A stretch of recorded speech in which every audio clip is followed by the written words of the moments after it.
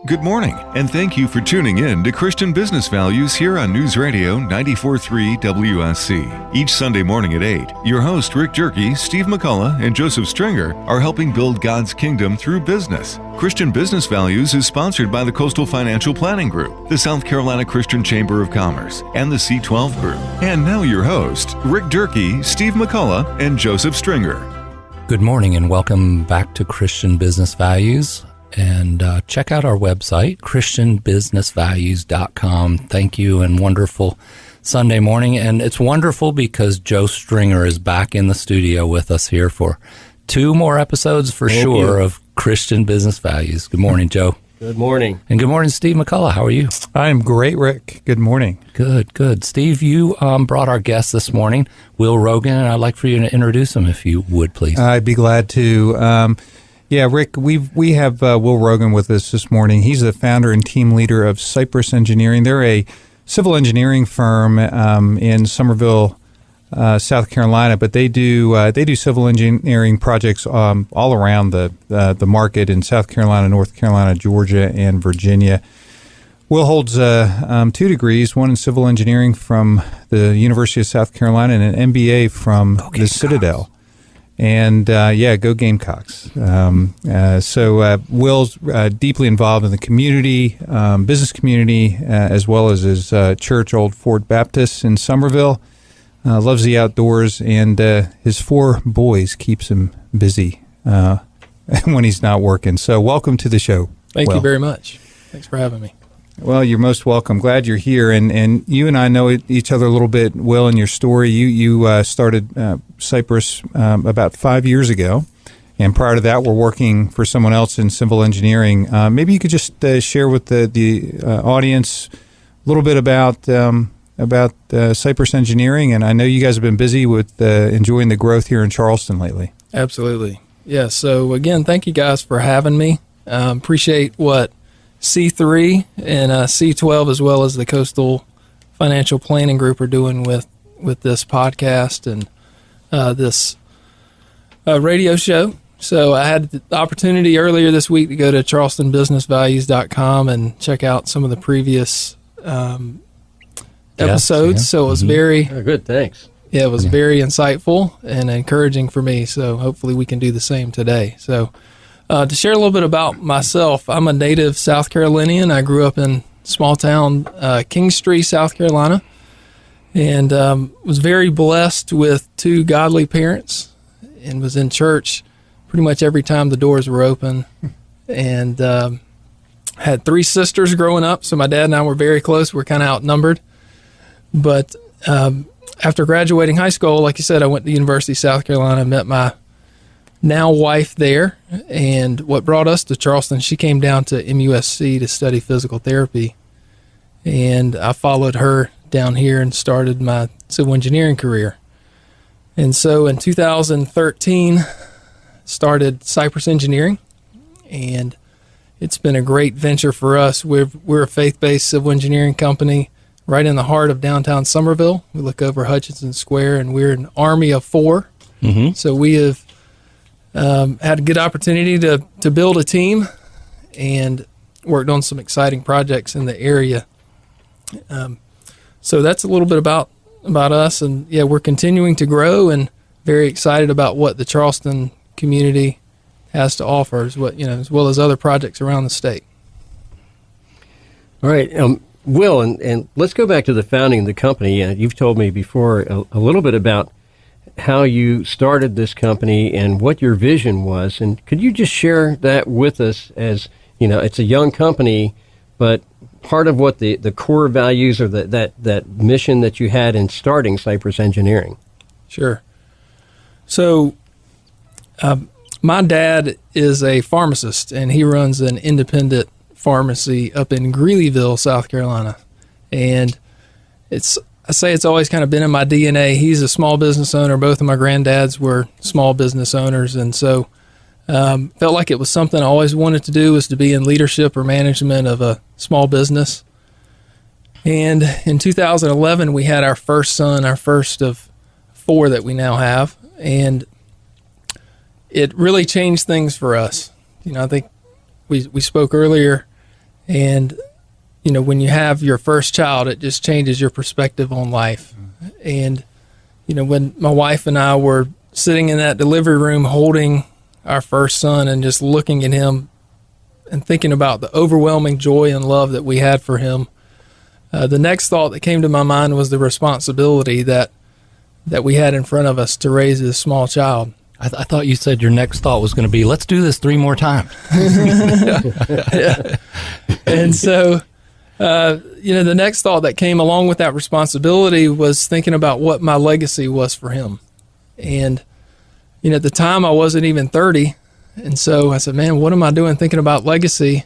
Too young to be thinking about this. But it was a very heavy thought. So over the next few months and the next couple of years, actually, did a lot of praying and planning and thinking about how we would take this DNA that I touched on earlier, this entrepreneurial small business DNA, and bring our faith that was so important to my wife and I into the workplace. And God laid it on my heart that the only way to really accomplish that and live out the vision that He had laid on our heart was to start a new company.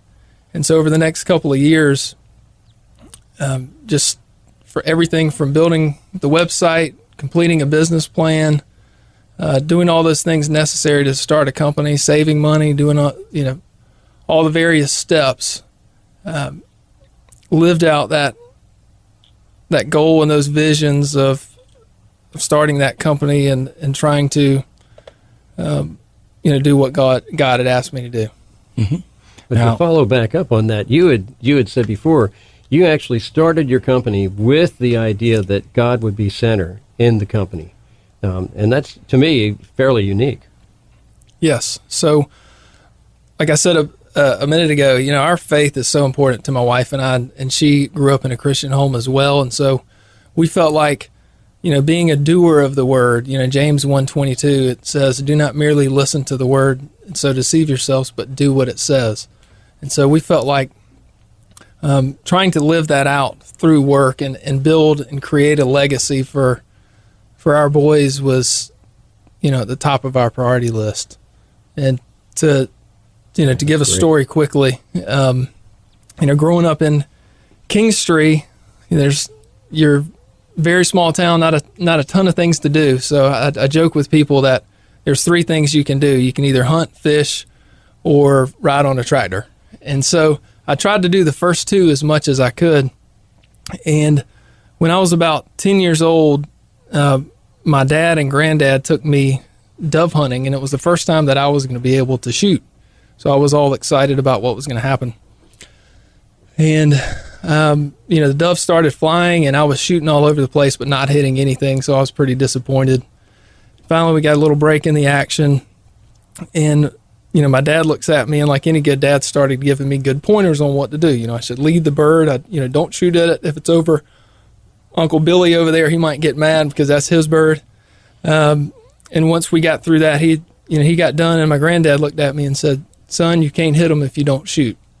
And so for me, that was, an important lesson when you think about, starting or incorporating godly practices into the workplace.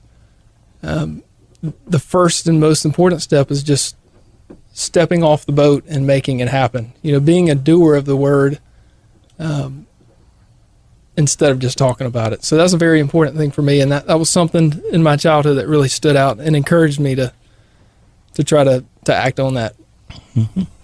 Well, now, if our listeners are ever curious on how to establish a mission statement and core values that are God-honoring, I'm sure we're going to hear many examples from Will this morning of that, but we encourage them to check out your webpage at cypresseng.com. That's cypresseng.com, and it's local. It's here in Somerville, but Will, could you please tell us about your mission statement and core values? I think that would be very appropriate, and maybe it could even be related to that hunting story of if you don't shoot, you can't ever hit anything, right? That's right. That's right. So for us, when we were thinking about and planning the company, you think about what you're going to do, you think about how you're going to execute it, but the most important thing is why you're doing it. So, establishing the mission statement and the core values for us was critical to how we were going to execute on the vision that God had laid on my heart. So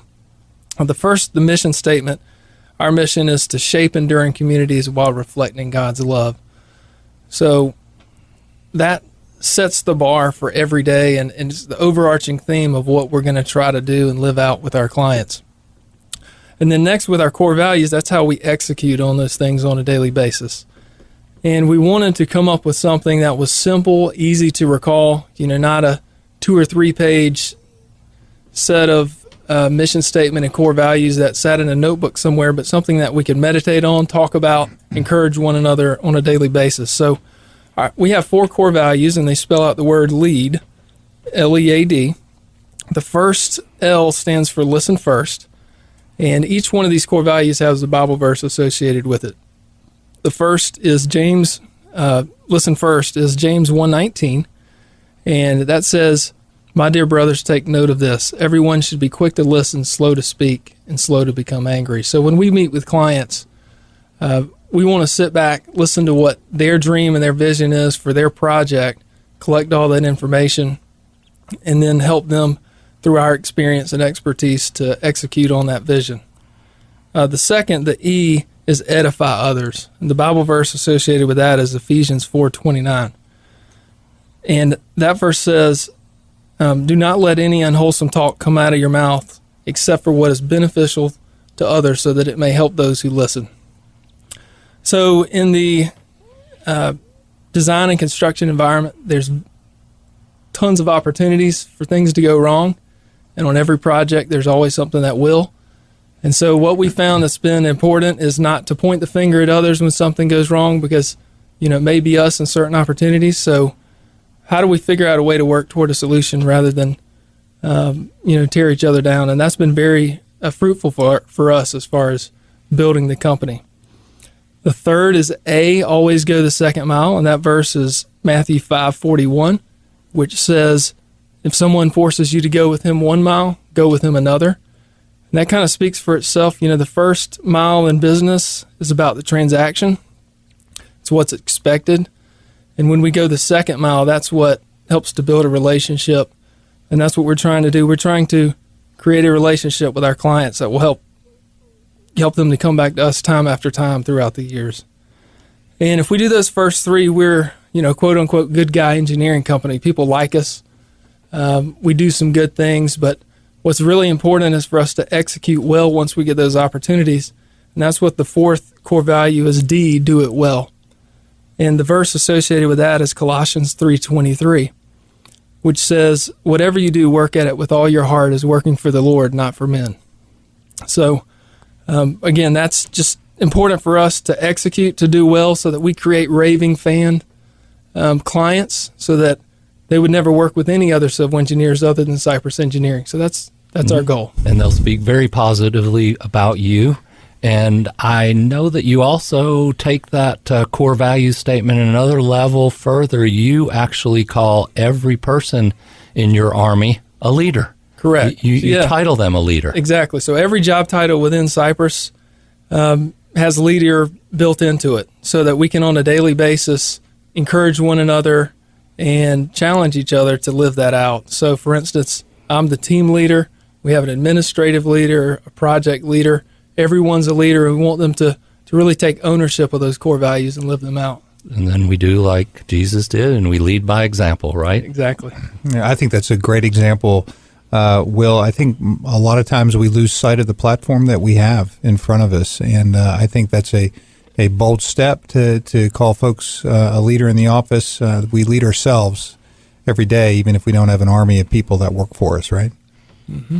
Yeah, so we've talked in the past about how you identified the company name and logo, and I know that's got some interesting roots to it. So we'd love to hear a little bit about the story there, Will. Yeah, absolutely. So like I touched on earlier, coming from a small town and being outdoors a lot, I really just fell in love with the outdoor environment. And one of the things that I always just liked for some reason was cypress trees.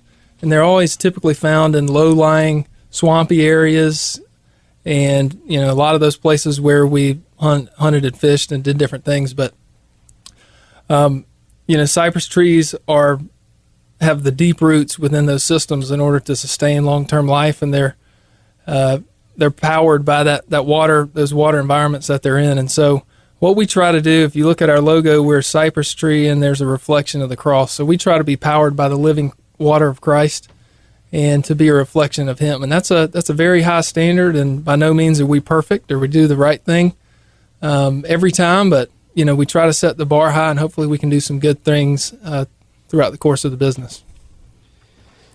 And Will, just to wrap up, how would you advise a young company to use their business platform for ministry? Somebody who's looking for some advice from you. Sure. One of the things that we incorporated in our company, like I talked about earlier, being a doer of the word, we incorporated service days, quarterly service days, where we take turns choosing where we're going to go to a local nonprofit or charity and spend the day as a company giving back to them and pouring into them and whatever their needs may be. So in order to help build ownership around that concept, we actually let each team member for any given quarter pick where they want us to go. So it's not something that I've determined, but it gives them the opportunity to choose something that's near and dear to their heart, so that it's something that's important to them that we can see, and we can build on that team atmosphere. That's great, Will. Hey, we've got just a final minute here. I really appreciate your joining us here on Christian Business Values today and sharing your leadership skills and how you've developed your mission statement and core values for your company. Is there anything else that you'd like to mention to our listeners real quick here before we go out on to break? Sure. I would just say, for me, what's been the most effective tool is just trying to be intentional in every day in what you're doing. The opportunities are in front of us every day, over and over and over again. And it's so easy to get caught up in the moment and in the daily, calls and emails and all the things that we all face. But have your eyes and ears open to what God puts in front of you. And when I start the day and ask God for what specifically, and for me to be cognizant of those opportunities, then I tend to be more, easy to see those opportunities and act upon those. So I would just encourage everyone to be intentional, and God will provide you an opportunity to do that. Thank you very much. Will Rogan, team leader, founder of Cypress Engineering. You can visit his website at www.cypresseng.com. Thanks again, Will, for being our guest on Christian Business Values. We're going to take a short break and return with our roundtable discussion right after this on Christian Business Values. Isn't it time to get a second opinion to help secure your retirement? Financial freedom in retirement can be more about the income we receive rather than how much we have saved. Join Rick Durkee for a complimentary, no-obligation event at the North Campus of the College of Charleston this month. Reservations are required, and spaces will fill quickly, so visit retiresoon.net to register. That's retiresoon.net. There's no fee to attend this complimentary, no-obligation event at the North Campus of the College of Charleston. Visit retiresoon.net. The South Carolina Christian Chamber of Commerce is proud to sponsor Christian Business Values. The South Carolina Christian Chamber of Commerce wishes to show all what a unified Christian movement can do to improve our community by bringing together businesses, churches, nonprofits, and individuals, thereby transforming our culture for Christ. Their goal is to educate and motivate people to realize that Christ belongs in every aspect of our culture. Want to know more? Visit scchristianchamber.org. That's scchristianchamber.org. Do you want to build a great business for a greater purpose? C12 is the nation's largest network of Christian peer advisory groups for CEOs, business owners, and executives. But it's not just a professional networking group or business Bible study. In C12 groups, peers from multiple industries meet monthly for a time of mutual sharpening, high-impact learning, and growth as leaders and ambassadors for Christ in the marketplace. The C12 experience is accompanied by world-class curriculum and resources curated by top business and ministry leaders. Join a C12 group near you. Christian Business Values is brought to you by the Coastal Financial Planning Group, the South Carolina Christian Chamber of Commerce, and the C12 Group. And now back to your hosts, Rick Durkee, Steve McCullough, and Joseph Stringer. And welcome back to Christian Business Values. Visit ChristianBusinessValues.com for all of our past guests and podcasts. Also, certainly listen in again for Will Rogan. He was the team leader and founder of Cypress Engineering today. He was our guest. And in our roundtable segment with Joe and Steve, we like to talk about what we learned with our guests today. And I'd start that off with saying I love stories. And I loved hearing the story about dove hunting as a young child. I spent a lot of time with my father and my grandfather hunting. And in Will's case, his grandfather gave him some words of wisdom where he said, son, if you don't shoot, you can't hit them. If you don't take a shot, you won't hit them. So that's where Will really became a doer, I think. He took that information, he said, I've got to do something to create a result. And then that also related to his core values of lead, because his last letter in lead was to do. And that's what I picked up from Will this morning. Joe, what was your insights?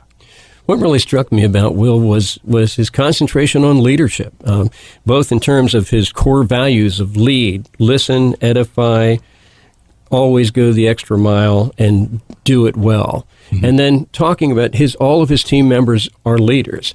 And it really struck me that he has really embodied the core value of Christ's leadership model, because every one of those values is about serving others, about doing for others.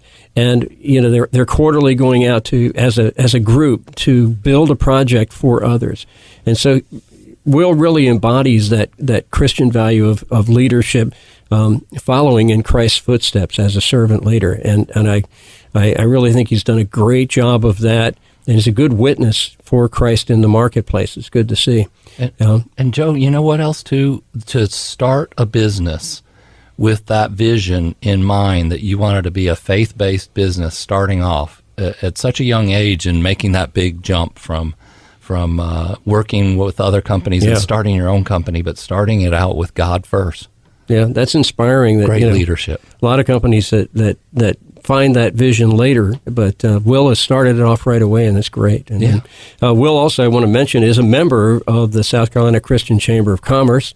He's been there. Cypress Engineering has been a member for probably since our beginning year, 2 years ago. And that's where I saw his logo. That's right. Mm-hmm. Right up on the screen. And so, and if you actually go to ChristianBusinessValues.com, they say there's no free lunch, but there is, because coming up April 15th, the third Tuesday of the month, we have lunch at Charleston Southern University, and we're sponsoring a free lunch for the first person that actually goes through the website at ChristianBusinessValues.com, and we'll sponsor a free lunch for them. And register, so there are good things that are free. Yep, come on out to Charleston Southern University. ChristianBusinessValues.com. Steve, what were your learning words that will So there is such us? thing as a free lunch? Is that what you're saying? there okay. There is. And it's a good lunch out at CSU for sure. It's great.